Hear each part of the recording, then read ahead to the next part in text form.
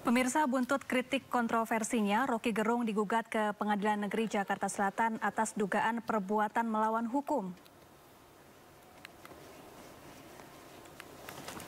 Seorang advokat bernama David Tobing menggugat akademisi sekaligus aktivis Roky Gerung ke Pengadilan Negeri Jakarta Selatan. Sebagai penggugat, David merasa pernyataan Roky mengandung hinaan dan David merasa dirugikan sebagai warga negara Indonesia atas hinaan Roky Gerung kepada kepala negara.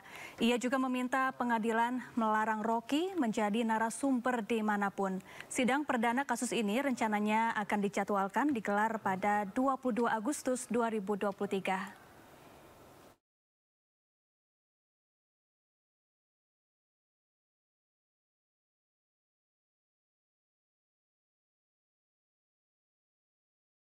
Ya pemirsa, Direktorat Tindak Pidana Umum Bareskrim Polri telah mengambil alih 13 laporan polisi dengan terlapor Roky Gerung dari Polda.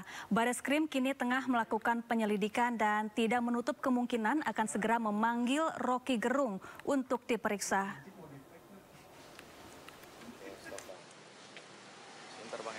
Pidana Umum Bareskrim Polri Brigadir Jenderal Juhandani Raharjo Puro mengatakan kasus yang diselidiki dengan terlapor Roky Gerung bukan soal penghinaan terhadap Presiden Joko Widodo, namun terkait dugaan berbuat keonaran dan menyebarkan berita bohong, di mana termaksud dalam pasal 14 dan 15 Undang-Undang Nomor 1 Tahun 1946.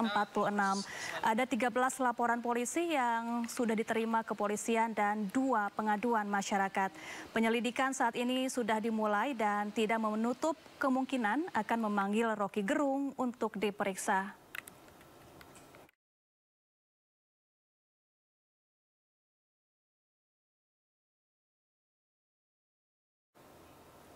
Ya pemirsa, Roky Gerung mengusik banyak pihak usai dilaporkan ke Bareskrim Polri.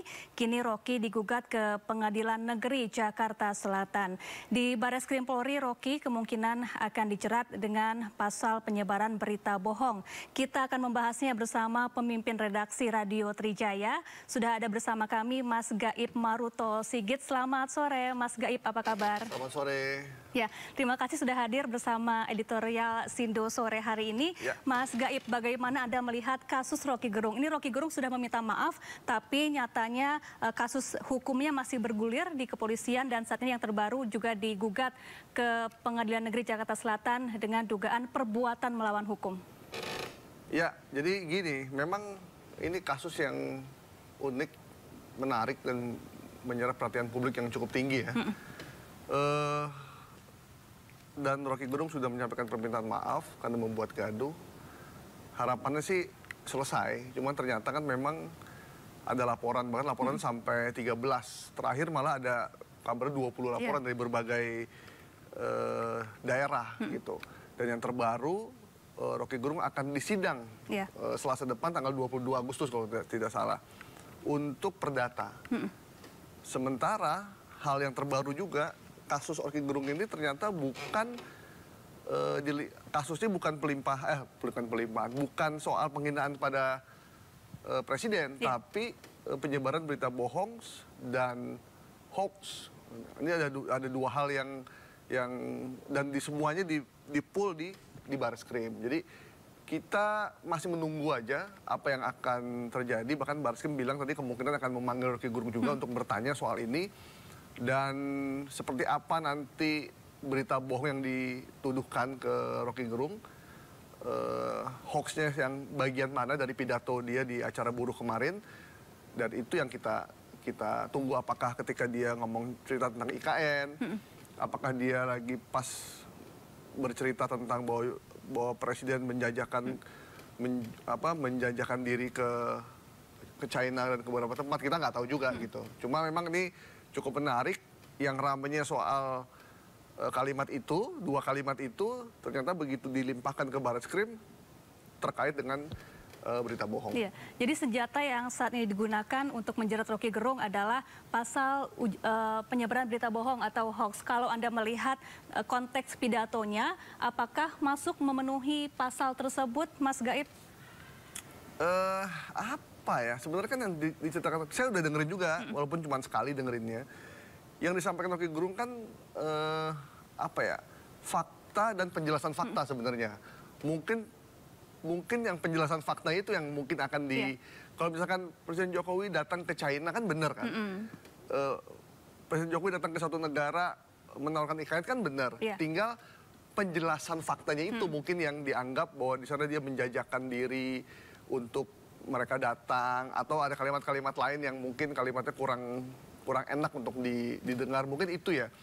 Tapi bahwa dia memaparkan fakta dan menilai fakta itu dan menjelaskan fakta itu mungkin yang akan disangkakan ke dia ya. Gitu. Menurut saya sih gitu ya.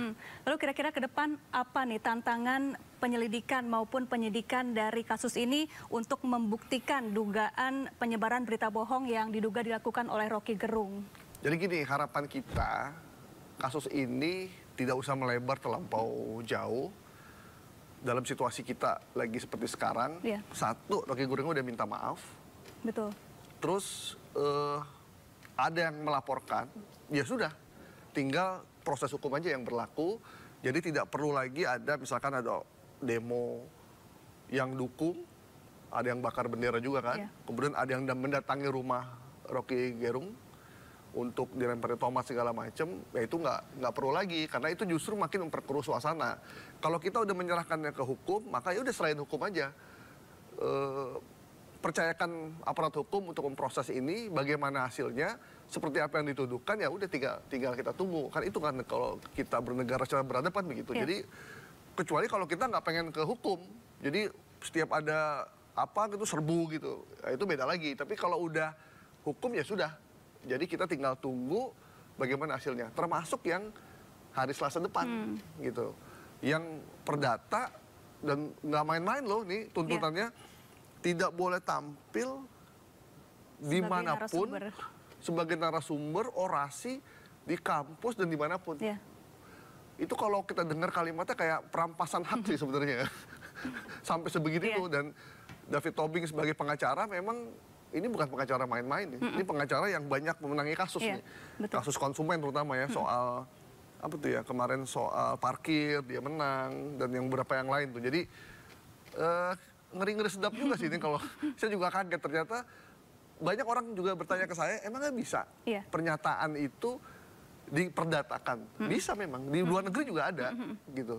Di luar negeri juga ada, cuma memang biasanya tidak mengatasnamakan seluruh, ini pertama seluruh Indonesia kan, ini sebagai bagian dari orang Indonesia yang merasa terhina. Walaupun ada orang Indonesia yang juga biasa-biasa aja gitu, nggak semuanya. Cuma kalau sampai tuntutannya, jadi agak ini, kasus yang di Barreskrim penyebaran berita bohong, yang diperdata perbuatan melawan hukum karena dianggap kata-katanya menyinggung presiden. Jadi ada dua fakta yang berbeda, satu di Barreskrim begitu, yang diperdata seperti itu. Jadi memang apapun ya, harapan kita jangan sampai ada lembaga yang melarang orang untuk bicara, itu yang melanggar demokrasi sih menurut saya. Iya, Mas Gaib, ada banyak laporan yang masuk ke kepolisian, kemudian belum lagi gugatan perdata di PN Jakarta Selatan. Apakah Anda melihat ada dugaan misi tertentu di balik ini? Karena kita tahu Rocky Gerung ini termasuk vokal ya mengkritik pemerintah selama ini, begitu Mas Gaib? Ya jadi gini, ya apapun bisa terjadi ya, apapun bisa terjadi. Cuman kita kan nggak boleh menebak-nebak karena ini masalah hukum yang serius. Motif kita nggak tahu nih, motif kita tidak tahu. Kalau saya sih ngelihatnya kasus ini, dan Rocky Gerung juga udah menyampaikan, fokus aja kalau emang mau dibawa ke hukum, ya udah dibawa ke hukum aja. Tinggal kalau memang nanti sampai ke pengadilan, ya udah berdebatlah secara sehat di situ. Di yang bagian mana yang bohongnya, masing-masing orang pengacara maupun Rocky Gerung sebagai orang yang dituduhkan itu bisa bercerita juga. Jadi menarik tuh. Jadi kalaupun ada kasus, ada perseteruan, tapi perseteruan yang mencerdaskan, yang mendidik publik, oh ternyata begini gitu. Itu aja sih yang penting gitu.